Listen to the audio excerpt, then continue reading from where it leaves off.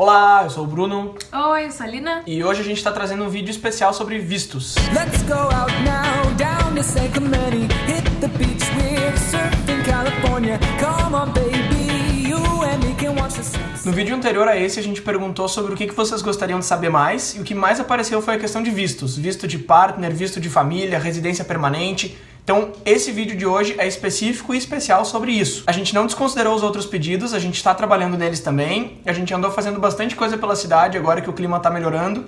E a gente vai trazer essa parte mais divertida de Toronto nos próximos vídeos. Nesse vídeo a gente vai focar principalmente no visto de estudo e trabalho com dependente, ou partner, que é o que a gente fez. Como esse é um assunto denso, com bastante informação, a gente vai falar bem rapidinho. Foi! Existem 5 principais tipos de visto aqui pro Canadá. Existe o visto de turismo, que é feito para quem vem ficar até 6 meses e pode estudar idioma. Esse visto pode ser feito individualmente ou em família. Existe um visto chamado Super Visa, que é parecido com esse primeiro, mas ele dá permanência de até 2 anos, ao invés de 6 meses. Mas para solicitar esse visto é necessário que se tenha um filho ou um neto nascido no Canadá ou que tenha imigrado e recebido a cidadania. O terceiro tipo é o visto de estudo, que precisa ser solicitado para quem vem estudar idioma por mais do que 24 semanas ou para quem vem fazer alguma coisa mais técnica ou em universidade. Existe também o visto de trabalho, e esse pode ser adquirido de 2 formas. A primeira, sendo contratado por uma empresa daqui, enquanto se ainda está no Brasil, e vindo já pela empresa. E a segunda forma é vinculando o visto de trabalho ao visto de estudos. Contratando um curso técnico ou em universidade, ganha-se o visto de estudos com permissão para trabalho, que foi o que a gente fez. O quinto tipo de visto é o visto de trânsito, que sinceramente é a coisa mais inútil, porque o Canadá é o último país do norte, então é bizarro fazer uma conexão aqui para ir para algum lugar, mas no caso de passar pelo Canadá indo para algum lugar é necessário ter algum tipo de visto, no caso o de trânsito. Eu vou contar pra vocês como que foi todo o nosso processo, desde a junção de todos os documentos até a entrada do processo e o recebimento dos passaportes. Os 2 pré-requisitos para poder aplicar para esse tipo de processo é um dos 2 estar matriculado num college ou numa universidade e o casal ser casado no civil ou ter união estável. Pro governo canadense, união estável é o casal morar junto há no mínimo 12 meses antes da entrada do processo. Como todo bom processo de visto, lá vem a pilha de documentos. Os documentos que a gente precisou apresentar para cada um foram os passaportes atuais, o passaporte antigo meu, que tenho, e o Bruno não tem, a carteira de trabalho de cada um escaneada de ponta a ponta, o imposto de renda do ano anterior, o extrato de uma conta corrente ou conta investimento dos 90 dias que antecedem a data de início do processo do visto, a carta da escola de aceite e 2 fotos 3x5. Além de tudo isso, a gente entregou junto o diploma da graduação e o diploma de pós-graduação e os diplomas dos nossos intercâmbios. Nessa lista toda, o item que sempre gera dúvidas, com certeza, é a parte da comprovação financeira. Então, voltando alguns passos e explicando um pouquinho melhor esse item. O valor da comprovação financeira é de $1.500 por mês durante todo o período que a pessoa vai ficar no país. Para um casal, esse valor fica de $2.000. Ou seja, se um casal vem com um visto de 12 meses, eles precisam comprovar $2.000 por mês, então $24.000 pro casal. Esses $24.000 vão ter que aparecer no extrato estando lá no dia da entrada do processo e tem que constar que eles estiveram lá pelos últimos 90 dias, pelo menos. Não adianta querer botar todo o dinheiro lá e entrar com o processo na semana seguinte. Esse valor provavelmente vai aparecer na conta de vocês em reais, não tem problema nenhum. O que interessa é o valor. Então vocês têm que ter $24.000 canadenses, pode estar convertido para real, não tem problema nenhum. O extrato, ele pode ser de uma conta corrente, uma conta investimento, uma conta poupança. Não interessa o tipo de conta. Interessa que o dinheiro esteja lá por no mínimo 90 dias quando for entrar com o processo. E que seja dinheiro mesmo. Pode ser qualquer tipo de conta, mas tem que ser dinheiro. Imóvel ou coisas do tipo não contam. Um simples extrato dessa conta dos últimos 90 dias é o que basta para dar entrada no processo com comprovação financeira. Uma coisa que as pessoas nos perguntam bastante é: esse dinheiro precisa estar no meu nome? Precisa ser uma conta minha? Não. Esse dinheiro pode estar no nome do pai, da mãe ou de algum familiar que tu tem algum tipo de relação financeira durante a tua vida e tu possa comprovar isso. O que é essa comprovação de vínculo financeiro? Por exemplo, os meus pais não têm esse dinheiro em conta e não podem comprovar pra mim, mas o meu tio tem. E ele diz que pode apresentar o extrato. Só que eles vão te perguntar se o teu tio teve algum vínculo financeiro contigo durante toda a tua vida. Ele pagou o quê? A parcela de um carro, a parcela da faculdade, a parcela de um curso, ou o condomínio do apartamento. Então, esses tipos de relações financeiras é o que comprovam que ele realmente pode ser um sponsor financeiro pra ti nesse processo. Ou seja, no nome de um de vocês dois, do pai, da mãe ou de alguém com que vocês consigam comprovar um vínculo financeiro. Outro ponto importante em relação a isso é que o dinheiro não precisa estar todo numa conta só. De repente, se um de vocês tem metade do dinheiro, o outro tem a outra metade, vocês podem apresentar os 2 extratos.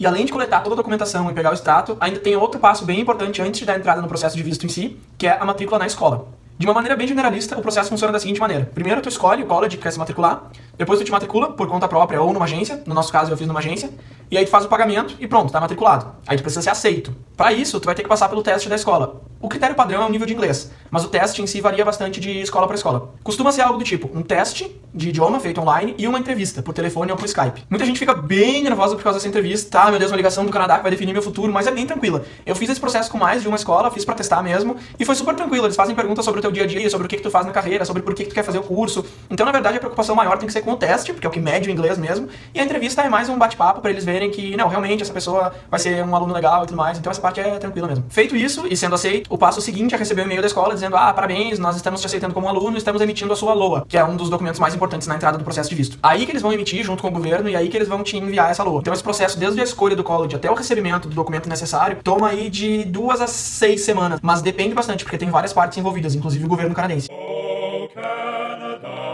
Foi aí, quando eu recebi a LOA, que a gente finalmente conseguiu dar a entrada no processo. Quem nos ajudou durante todo o nosso processo foi o Gustavo, da Infovistos. Eles têm sede em Porto Alegre e em São Paulo. A gente sempre aconselha fazer esse tipo de visto mais complexo com a ajuda de um profissional. Sempre podem aparecer imprevistos ao longo de todo o processo. Eu vou mostrar agora pra vocês como é que foi todo o nosso cronograma, desde o primeiro dia até o último, pra vocês verem como que a ajuda de um profissional faz diferença. A gente entregou todos os nossos documentos pro despachante no dia 2 de janeiro, mas o nosso processo efetivo começou no dia 5. Por quê? Porque no caso do consulado canadense, eles têm a sede em São Paulo, e o processo é feito todo via papel. Então todos os nossos documentos tiveram que viajar até São Paulo e ser entregues dentro do consulado. O governo canadense, ele passa um prazo de mais ou menos 10 semanas para que tudo isso seja processado e os passaportes sejam retornados. Não significa que seja o prazo final e nem uma data limite. O processo todo, ele pode demorar 10 semanas, ele pode demorar 12, como ele pode demorar 6. Tudo depende de quem pegar para analisar o teu processo e da quantidade de documentos extras que eles podem querer. Em caso de solicitação de outros documentos ao longo de tudo isso, o prazo pode mudar. E vou te dizer, essa espera é muito angustiante. Todo dia a gente acordava esperando que recebesse um e-mail do consulado da próxima etapa. E esse e-mail não chegava nunca. Esse prazo de 10 semanas que eu comentei anteriormente, ele não é fixo. Um exemplo disso é que quando a gente começou a planejar toda a nossa viagem, esse prazo de entrega estava de 7 semanas. E o dia que a gente realmente entrou com o processo, já estava em 10 semanas. Na descrição do nosso vídeo, a gente colocou o link da imigração, onde eles disponibilizam a consulta para esse tipo de prazo. Lá tu pode consultar por todos os tipos de visto que tu tá aplicando e do país de origem. Daí pra frente, a gente teve 9 semanas de espera. E quando a gente tava ali pela 8ª semana, a gente já tava achando que não ia mais dar nada certo. Porque a próxima etapa toma um certo tempo também.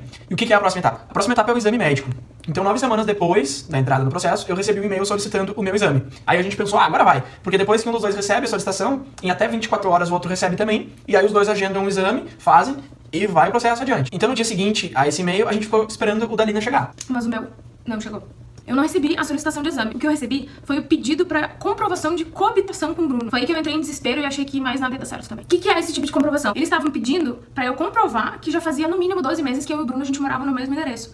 Como que faço a comprovação? Com contas no meu nome e contas no nome do Bruno que chegam no mesmo endereço. Aí é que tava o nosso problema. Todas as nossas contas e contas da casa e do apartamento estavam no nome do Bruno. Eu não tinha nenhuma no meu nome. Então o que a gente fez? A gente teve que catar um monte de coisa pra conseguir montar uma comprovação de que eu realmente morava lá.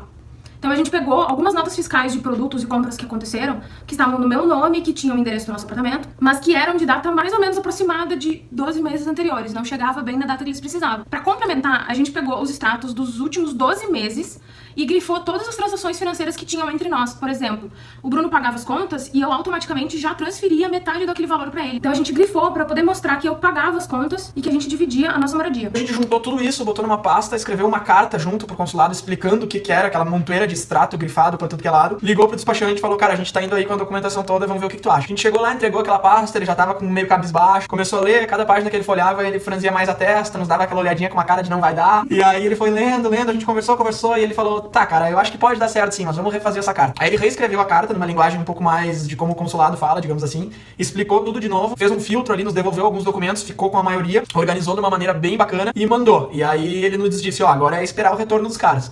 Então a gente mandou isso aí tudo e pensou, bom, agora é tudo ou nada. Esse envio foi feito no dia 8 de março, a gente já tava com o processo correndo há 2 meses nesse ponto. A gente já tava com passagem emitida e com acomodação contratada. Então a gente tava numa torcida muito grande, pensando, se eles recebessem aquilo, analisassem, aprovassem, mandassem o exame dela ainda naquela semana, a gente não ia perder a passagem, ia dar tudo certo. E aí adivinha o que aconteceu? É claro, não chegou. E no dia 14 de março, eu recebi a solicitação de exame. E assim que a gente recebeu esse e-mail, a gente já ligou pro médico do consulado e conseguiu marcar os exames pro dia 16 de março. O médico do consulado é um cara que só tem um em cada cidade, então ele cobra o preço que ele bem entende, porque ele não tem concorrência nenhuma. E se ele tira férias ou acontece alguma coisa com ele, não tem ninguém. Aí tem que ir pra outro estado fazer o exame. Os exames que eles solicitam são bem simples. O primeiro é um exame clínico feito pelo médico. E depois tem o exame de sangue, o exame de urina e o raio-x do pulmão. Todos os resultados vão direto pro consulado canadense, o médico que fica responsável por tudo. Exames feitos, eu fui pra praia aproveitar, ficar uns dias com a minha família. E aí um dia depois chega o e-mail do consulado e eu pensei, visto aprovado, eu abri o e-mail.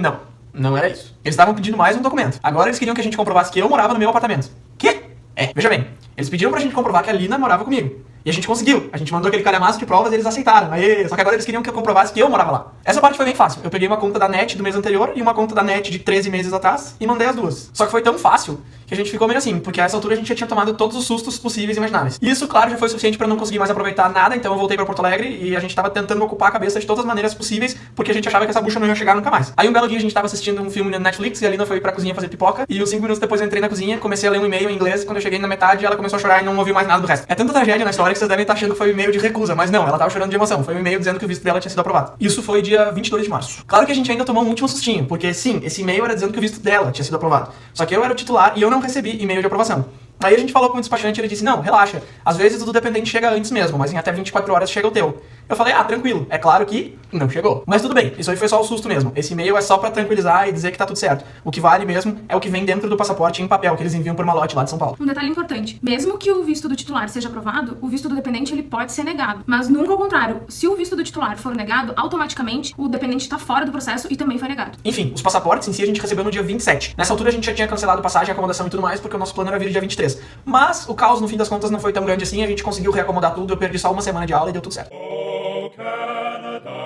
Nem crianças, nem animais foi o nosso caso, mas bastante gente me perguntava sobre isso quando eu trabalhava com intercâmbio e agora com esse canal bastante gente tem comentado sobre isso também. Então vamos falar um pouquinho sobre o assunto. A teoria de trazer um filho pra cá é bem simples, na prática é um pouquinho mais complexo, mas a regra é bem fácil de entender, que é a seguinte: se um pai e ou uma mãe vem pra cá com um filho, com um visto de estudo e trabalho, o filho vai ter um visto de turismo pela mesma duração que o visto do pai ou da mãe. Então se eles vêm ficar 2 anos, a criança vai ter um visto de 2 anos. Isso vale pra crianças menores de 5 anos. Pra crianças maiores de 5 anos, elas vão ser colocadas numa escola aqui. Nesse caso, a criança vai precisar de um visto de estudos. Então vão ser 3 vistos, o do titular, o dependente e a criança. E um rápido comentário sobre a questão de trazer crianças com menos de 5 anos é que, obviamente, se elas vêm só com um dos pais ou se os dois vêm junto, mas pretendem trabalhar, essa criança vai ter que ficar ou numa creche ou com uma babá. Em cidades grandes é um pouco mais difícil de encontrar creches, porque elas ficam em distritos mais específicos, os valores não são baixos e não é raro ter fila de espera e critérios para aceitar a criança. Então pesquisem sobre isso também. Na descrição do vídeo a gente colocou o link direto para as regras sobre trazer filhos para cá, especialmente porque elas são meio voláteis e mudam de vez em quando, então é bom dar uma olhada. Sobre a questão de animais, é bem tranquilo também. Basicamente, eles precisam ter as vacinas solicitadas e os certificados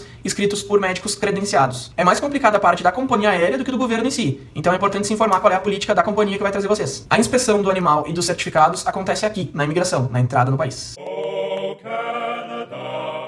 Um outro assunto que muita gente tem perguntado pra nós é a questão da residência permanente, como aplicar. Existem 2 processos que são os mais comuns entre os brasileiros, que são o Express Entry e o Canadian Experience Class. O primeiro, ele pode ser aplicado tanto pra quem ainda está no Brasil, como pra quem já está no Canadá. Esse é aquele sistema de pontos, onde tu vai preenchendo com a tua formação, educação, onde tu trabalha, ou se tu já trabalhou no Canadá, se tu tem algum estudo no Canadá, nota de inglês, e tudo isso tu vai acumulando pontos. A cada 15 dias, o governo ele faz uma linha de corte, e todo mundo que está acima dessa linha de corte no número de pontos, recebe uma carta convite do governo para fazer imigração. Depois de receber essa carta, o processo inteiro deve demorar mais ou menos 6 meses. O segundo tipo de processo, ele só serve para quem já está no Canadá. E ele tem alguns requisitos muito específicos para aplicar para ele. Precisa ter trabalhado por no mínimo 12 meses full time, no mínimo 30 horas semanais, e que no total de 12 meses feche 1.560 horas, ou o equivalente em part-time, que seriam 24 meses. E esse trabalho, ele tem que estar dentro de algumas categorias muito específicas do governo, que são os tipos de emprego que exigem algum tipo de diploma. E esse processo também demora no mínimo 6 meses para acontecer. E o último comentário deveras importante em relação a esse assunto é: não acreditem em nada do que a gente falou nesse vídeo. Não, mas falando sério, tudo que a gente falou nesse vídeo é correto na data de hoje e tudo que a gente contou realmente aconteceu com a gente. A gente não tá inventando nada. Mas é que essas regras mudam com certa frequência, eles adoram mudar isso por aqui. Então, antes de entrar com o processo, se informem, perguntem para um despachante, vão atrás das informações. É um processo longo, é um processo complexo e é muito importante ter certeza do que se está fazendo. Por hoje é só, obrigado por assistirem nosso primeiro vídeo sério. Acho que a gente conseguiu manter a seriedade durante todo o vídeo, que é um assunto que requer muita seriedade. Muito obrigado pelas dicas, sugestões, comentários que vocês têm feito em todos os vídeos, especialmente no último, onde a gente pediu sugestões e vocês realmente deram. Muito obrigado, vocês são fantásticos, continuem assim. Curtam, se inscrevam e tudo mais. Valeu, tchau! Let's go out now, down to San Clemente. Hit the beach, we're surfing California.